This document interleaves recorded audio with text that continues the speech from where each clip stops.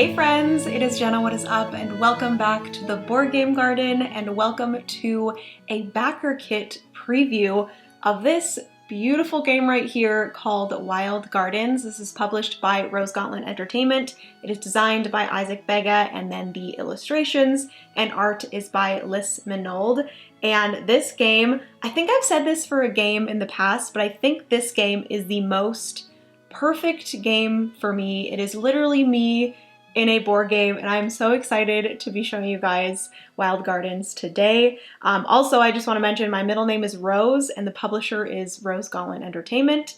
So it's just all around perfect. But yes, Wild Gardens is going to be coming to BackerKit the day that this video goes up. So I believe it is Wednesday, March 22nd. And I'm so excited to show you guys how it plays, all of the components, and all of that. Before we get into it, I do want to ask you guys, I'm going between two different ways to preview games here on the channel. I have this type, I've done this with a few other games. Unconscious Mind, I did this type of format, and also the Castles of Burgundy Special Edition. And then I also do the just like voiceover, how to play, overview of the components, all of that. So let me know which one you guys prefer. This sort of layout where I have it on the table and I'm chatting face to face with you guys with some B-roll over top, or do you like where I just finish and end here and show you just full on the game with B-roll with voiceover? But yes, without further ado, if you guys want to see how Wild Garden plays, all of the different components, then just keep on watching. Give this video a big thumbs up if you enjoy. It really helps the channel. Leave a comment down below if this is also a game that you guys are interested in. Also, if you're not subscribed already, definitely hit that subscribe button. We'd love to have you here in the garden. And without further ado, let's get into an overview of the components and how Wild Garden plays, shall we? All right, so I have everything set up in front of me here. I do want to give you guys a quick overview of the theme of Wild Gardens. Basically, you are characters going around exploring and foraging for different ingredients to then cook and make different recipes, and then with those recipes you are wanting to make friends by serving these recipes to them, creating these relationships with these friends, having them on board to give you special abilities, and also along the way studying, going to the library, learning new things, learning new skills, and just having a wonderful, wonderful trip. So yes, basically this game plays over 2 trips, and each trip is 3 days long. So overall, there are going to be 6 rounds, 2 trips with 3 different days, and on each of those rounds, you're going to have 5 turns to go out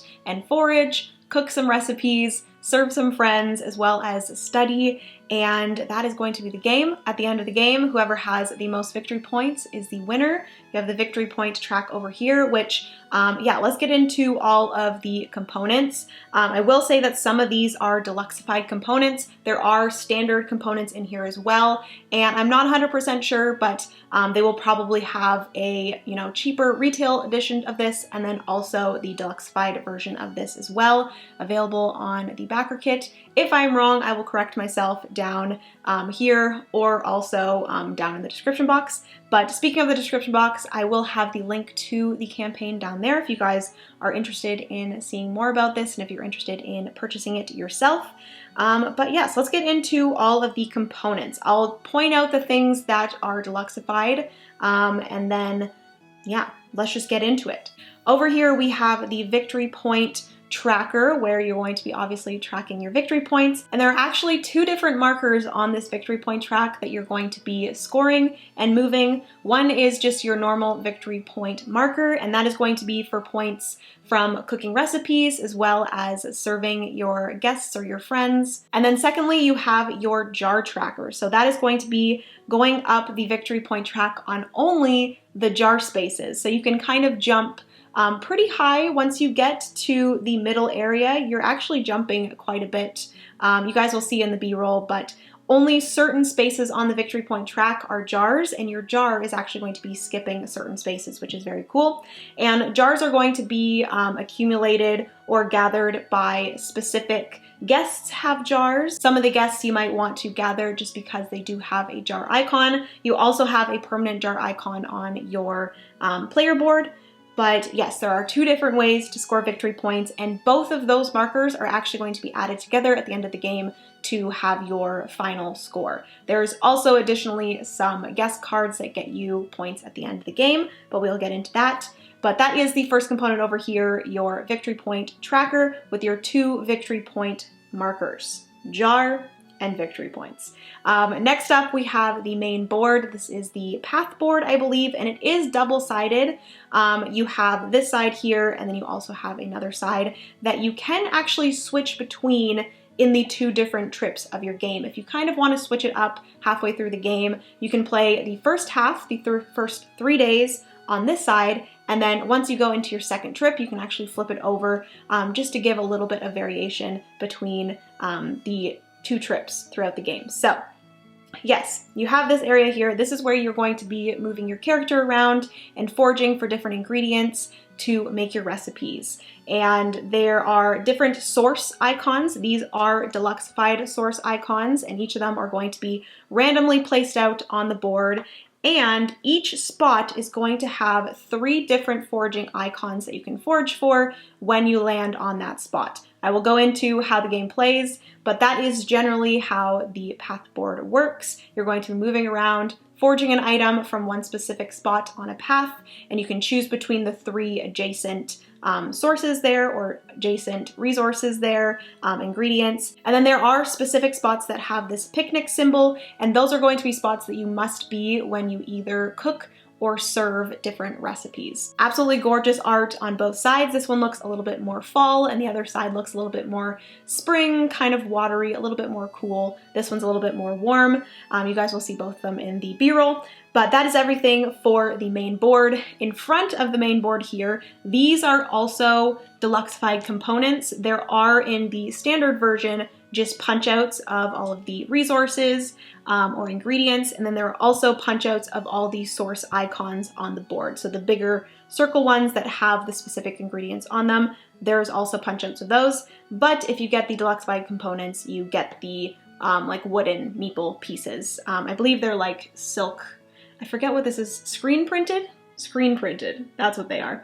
But yes, there are 1, 2, 3, 4, 5, 6, 7, 8 different ingredients that you're going to be gathering and collecting. You have fungus, you have bark and stems, you have nuts and seeds, you have leaves, aquatic plants, I'm trying to remember all of these, flowers, fruits, and roots. So those are all of the 8 different ingredients that you're going to be foraging for. And I guess we can continue over here, or should we go to the player boards? Let's go to the player boards. The player boards, you're going to have your own player board with 3 different spaces on them. There are 4 different characters that you can choose from. They are all adorable. One has a dog. Yes, a dog, and I love it. But yes, there are 3 different spaces that you're going to be going to. You have the foraging space, the cooking or serving space, and then the study or reserve space. So those are going to be your actions that you're going to be choosing from. You have your permanent jar on your board, as well as 2 spaces to put books, which we'll get to that next. And then you also have your meeple. You have your 5 different action markers, I believe they're called, with numbers 1, 2, 3, 4, and then 1, 2, 4. You'll see how those work in a second. But yes, 4 different characters you can choose from. This game does play 1 to 4. You have a solo variant, which I will talk about at the end of the video. And yes, there's blue, pink, purple, and yellow. I also have the purple and yellow over here, but we're using blue and pink for this example.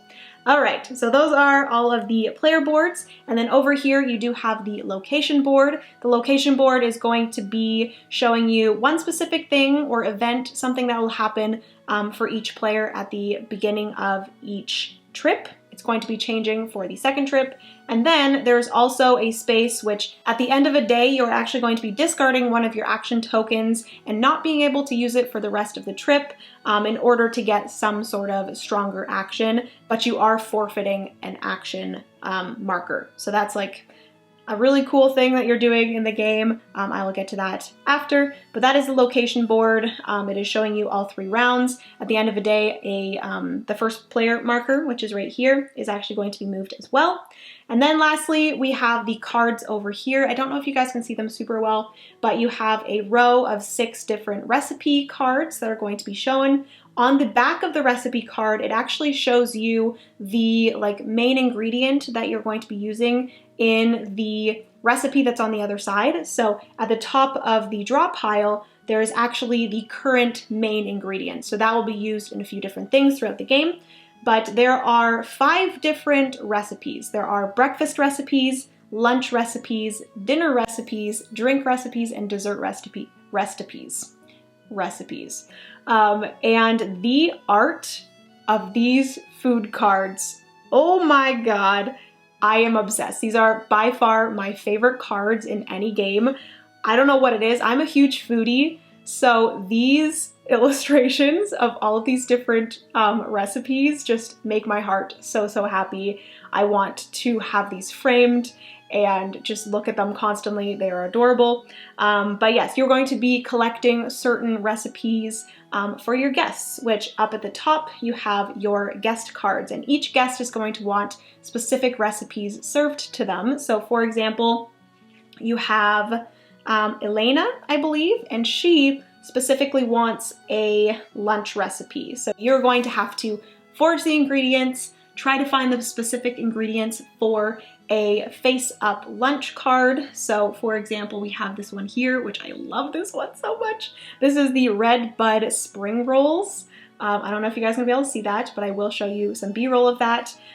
These need 2 flowers and 1 fruit in order to cook this recipe, and then you would eventually serve that to Elena, and then she would get you a specific special ability. There are special abilities for when served at the end of the game, and then if you discard a guest, you can actually get some sort of reward as well if you have a specific discard for guest. So yes, I believe that is everything for components. Oh no, I totally forgot. Speaking about books, like I mentioned, you have 2 spaces for books on your player board. You have the library board. So this is actually a very important part of this game, because alternatively, instead of either foraging or cooking/serving, you can also study/reserve. So if you go to the study/reserve space, you can either study or you can decide to reserve a card. You can only have a max of 3 reserved cards, and it's just kind of taking it from the tableau so that no one else would get it. And then you can have it there in front of you to serve or cook in a future turn.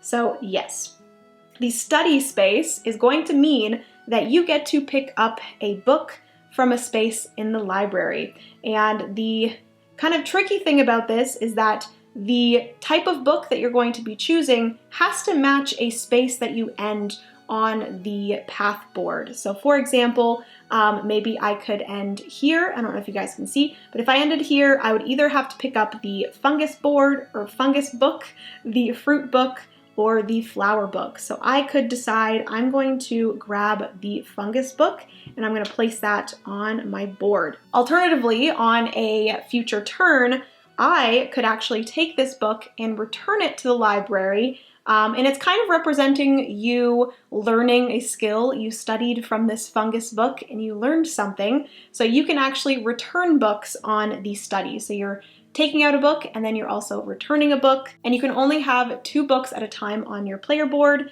and you really do want to return the books because that is going to be getting you skill tokens. So for example, if I had this fungus book, I would then want to return it.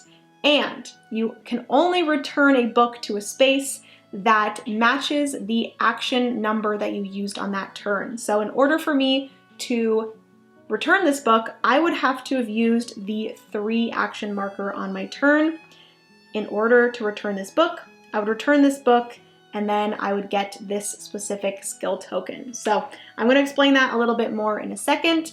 but I think that is everything for the components. I did do a little bit of explaining of some gameplay in here, but I am going to get into the full gameplay now, showing you guys how it plays, all of those things in a lot more detail, so let's get into that. All right, to start off the game, the first thing that happens is that the location card is flipped. So you flip over a card that is going to show 4 different spaces that you can go to at the end of a day. I will explain that in a second. But the one thing that you're going to be paying attention to at the beginning of a day is the location card that is up. So this one here is California's Central Coast, which is really nice because there are some different locations that are from Canada, which makes me very happy. But this one says, at the beginning of the round, in player order, you may choose to gain 2 victory points or gain all of the following ingredients: 2 flowers and 2 aquatic plants. So you can kind of choose some, at the beginning of the round, bonuses there. There are a bunch of different location cards here that can come up. Like I said, there are some Canadian ones, which makes me very happy. There's like Vancouver Island, Toronto, and Niagara Falls, I believe. But yes, that is the first thing that you immediately do at the beginning of a day, or the beginning of one of the 6 rounds, and then you go into the gameplay. So whoever is the first player gets the first player marker, which is this adorable little basket here, and then they are going to be choosing one of their action markers to place on one of the 3 locations on their personal player board. And I should also add that each player at the beginning of the game is going to be placing their meeple onto the map. The first player gets the space that is adjacent to the little statue, and then all of the other players in player order will be placing adjacent to the first player. So this player could go here, here, here, or here. They might choose to start here, and then the game will start. So the first player will decide one of the 5 different action markers that they want to use, and the numbers on the action markers is going to represent how many spaces you can move. So you're going to be looking at the path board and trying to see where you want to end your turn in order to possibly cook or serve or forage for ingredients, different things like that, or specific spaces so that you can take out a specific book from the library. All of this is very important, so choosing these action markers is very strategic. This game is overall very simple, but the strategy to this game is very deep. So, and I love that because I love games that are cute. The theme is just like so cozy and light, but then the strategy is just so deep. I just love the contrast between those two. But yeah, so for example, I would maybe want to choose the 2 action marker and maybe place it onto the foraging action. So then I would go 1, 2, and wherever I land when I forage, I have the choice of the 3 different adjacent spots. So I have nuts and seeds, I believe, fruits, and bark and stems. So I could forage one of those 3 things.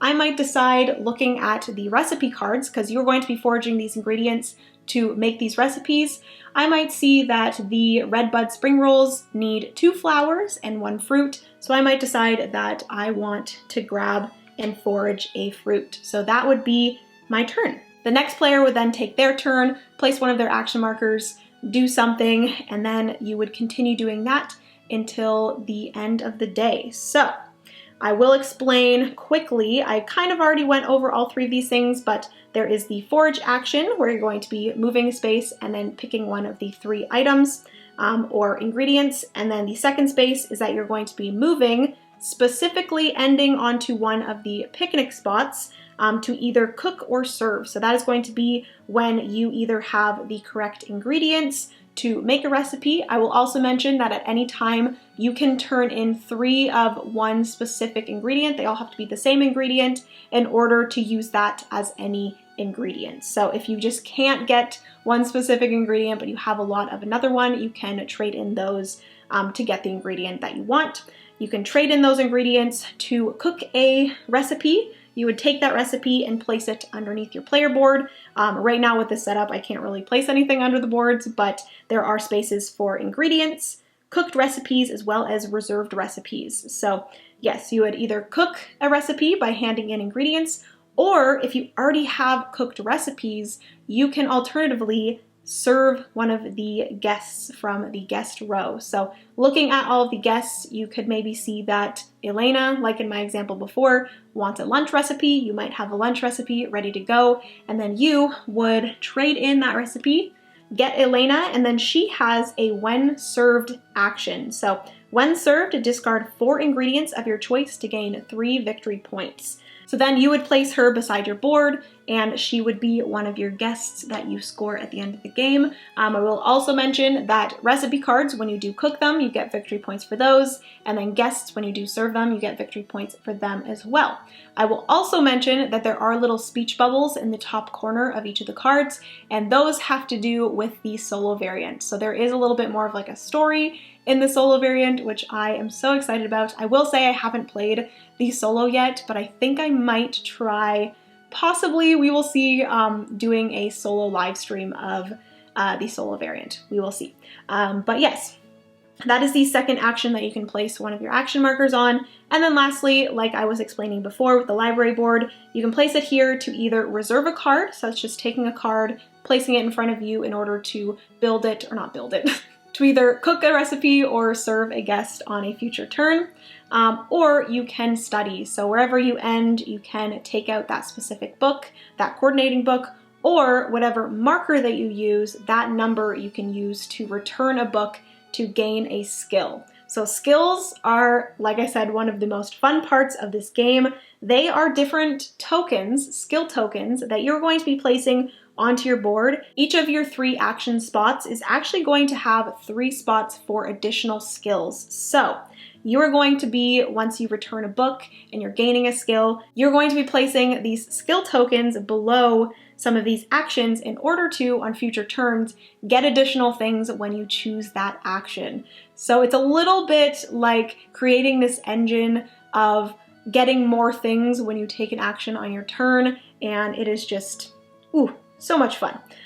So yes, once I place an action token, if I use the Forage on a next turn or on a future turn, I then get to forage, but then I can also, with this specific token, take one of the main ingredients. So currently, the main ingredient is a flower, so then I would additionally get a flower on my turn, along with the item that I foraged as well. So it's a good way to get additional resources, and just create a good engine of things that you're going to be doing on your turn and making your 3 main actions stronger as the game goes on. So yes, those are the 3 main actions that you're going to be taking on your turn. Then once everyone has taken all of their turns, they have placed all of their action markers for that day, it is then time to take a rest action. So each player will decide which one of their action markers they want to forfeit.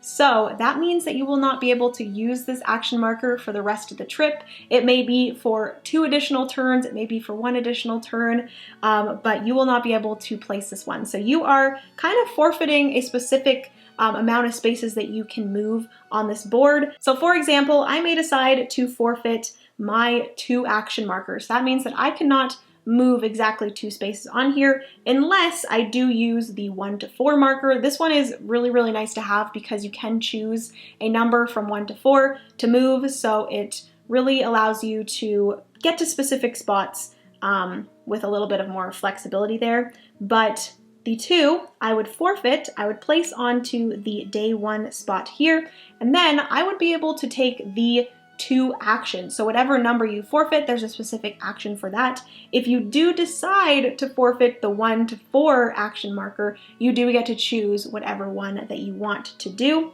But for example, this one here, the 2 action marker allows me to get 2 fungus. So I might take those 2 fungus and place those on my board for a future recipe. Additionally, when all players take the rest action, you move your jar token. So that is going to be based off of how many jars you have in your tableau. That is going to be from the permanent one on your player board, and then that is also going to be from any guests that you have not in the reserve, ones that you have actually served. If any of them, so for example, this one here, Alejandro actually has a jar, so he would then get that player another jar, and you're going to be moving up that many jar spaces on the victory point track. And then once everyone has done that, you move on to the next round. You then have one less action token to place on that round. So for example, now we only have 4 to place. Everyone places those, moves on to the third day, takes another rest action, places another action token, or forfeits another action token. Everyone moves their jars again. You move on to the next day where everyone only has 3 actions. You then forfeit a third one, and then it is time to move on to the next day. So that means that all of the source tokens on the path board will then be removed. They are going to be shuffled back into this wonderful little bag. Can we just talk about this cute little bag? I will also show you guys this one. This one is for all of the action tokens, which when an action token does get taken off of the library board, a new one is then placed on there. So there's always new ones getting placed onto the board. Additionally, any books that are on players' boards get returned to the library randomly. All 4 of the skill tokens in the library are then taken off. 4 new ones are placed on, as well as all of the 6 recipe cards get discarded. 6 new ones of each of those get placed out. All of the source markers are then placed on randomly. Again, you can flip over the board to have a little bit of variation between the 2 halves or the 2 trips of the game. And then it is time to start the second trip of the game. So this will play again in the same way that the first half did. And then once all players have finished off the entire game, it is time for the final scoring. So all players will already have scored for all of their recipes that they cooked, all of their guests that they have served, all of those things. The only other thing is if you have any guests that have any at the end of the game scoring things. So for example, this character here, Miss Ruby May, she has at the end of the game gained 1 victory point for each skill token you have equipped. So that is going to be scored as well. You count up all of those on the victory point track. You also get 1 victory point per 4 ingredients you have with you at the end of the game. And then you simply just add together your jar token score as well as your victory point token score together. And then whoever has the most victory points at the end of the game is the winner. And that is everything for Wild Gardens. I will say that in the rulebook, they have a bunch of different tiebreakers, and it is the funniest thing I've seen in a rulebook. So definitely, if you do get this, look at or if you just go to the Backerkit campaign, I'm sure they have the JPEG for the rulebook. So definitely go and look up the tiebreakers. It's so funny.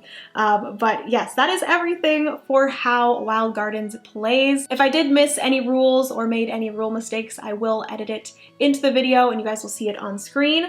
But hopefully that gave you guys a good overview of how the game plays.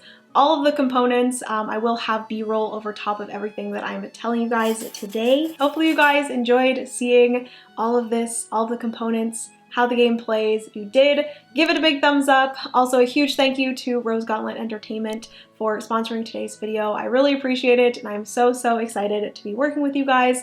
I do also want to mention that there is a solo variant for this game, and Rose Gauntlet Games, they also made Keystone North America, and Keystone North America has a fantastic solo campaign kind of thing, and I do think that that's going to be the same with Wild Gardens, where you do have more of a campaign that you're going through, different scenarios that you're going through for Wild Gardens as well. Like I said, you do have those little speech bubbles with the specific numbers in the top corner. So whenever you do serve a guest, you do get to read this little thing that it is going to impact your game. So it's kind of a little bit more story driven, and I'm so excited to try that out.